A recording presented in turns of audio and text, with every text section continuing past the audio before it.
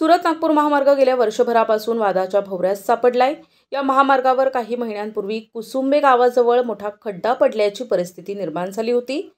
त्यावेळी काही सामाजिक संघटनांनी आक्रमक आंदोलन करून महामार्ग प्रशासनाला चांगलेच धारेवर धरले होते। मात्र आता दुसरीकडे मोराणे गावाजवळ तब्बल 10 फूट लांबीचा खड्डा अचानक पडल्यानं मोराणे येथील ग्रामस्थ चांगलेच आक्रमक झालेत। सुरत नागपूर महामार्गावर असलेल्या मोराणे गावाजवळील उड्डाण पुलावर अचानक मोठे भगदाड पडल्याची माहिती ग्रामस्थांना मिळाली। ग्रामस्थांनी त्या ठिकाणी पाहणी केली असता त्यांना मोठा खड्डा दिसून आला। त्यांनी तात्काळ महामार्ग प्रशासनाला कळवूनही कोणीही घटनास्थळी दाखल झाले नाही। त्यामुळे त्यांनी पोलिसांना माहिती दिली आणि संबंधित महामार्गावरील वाहतूक तात्पुरती वळविण्यात आली असल्याची माहिती सामाजिक कार्यकर्ते सागर धिवरे यांनी यावेळी दिली। सुरत नागपूर महामार्ग प्रशासन महामार्गावरील समस्यांकडे जाणीवपूर्वक दुर्लक्ष करत आहे असा आरोप ग्रामस्थांनी केलाय। या महामार्गाचे अद्याप लोकार्पण झालेले नाही आणि अनेक कामे अपूर्ण असतानाही तो वाहतुकीसाठी का खुला करण्यात आला असा सवाल ग्रामस्थ विचारत आहे। त्यामुळे महामार्ग प्रशासनानं या गंभीर समस्येकडे तात्काळ लक्ष द्यावे आणि संबंधित ठेकेदारावर कडक कारवाई करावी, अन्यथा संपूर्ण ग्रामस्थ महामार्गावर उतरून आंदोलन करतील असा गंभीर इशारा त्यांनी दिलाय।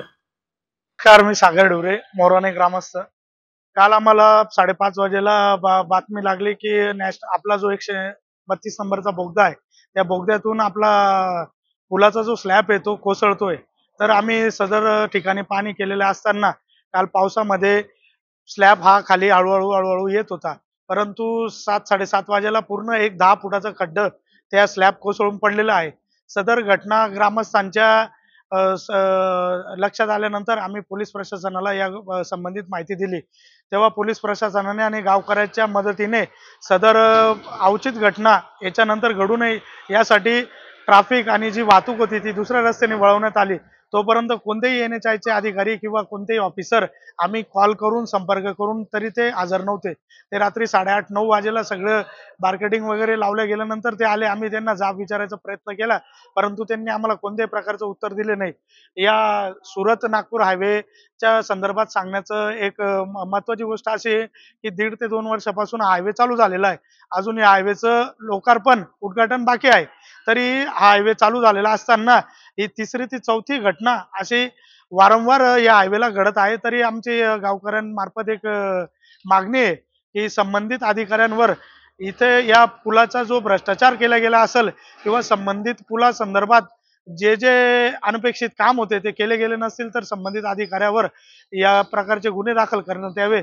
तसेच अधिकारी जर यापुढेही जाऊन एखादी अनुचित घटना जर घडण्याची वाट बघत असेल तर मी मीडियाच्या माध्यमातून पोलीस प्रशासनाला तसेच सरकारला एक आवाहन करतो की संबंधित अधिकाऱ्यांना याचा जाब विचारावा आणि जे अधिकारी याच्यात दोषी आढळतील त्यांच्यावर तात्काळ गुन्हे दाखल करून नॅशनल हायवे जो हा आमचा आहे सुरत ते नागपूर याची परत एकदा तपासणी करून व्यवस्थित लाईट चालू आहे का नाही आहे, याचे साईड रस्ते तयार झाले आहे का नाही आहे, तरच याचं लोकार्पण करून लोकांच्या सेवेसाठी याला उघडा करण्यात यावे, अन्यथा याला बंद करण्यात यावे।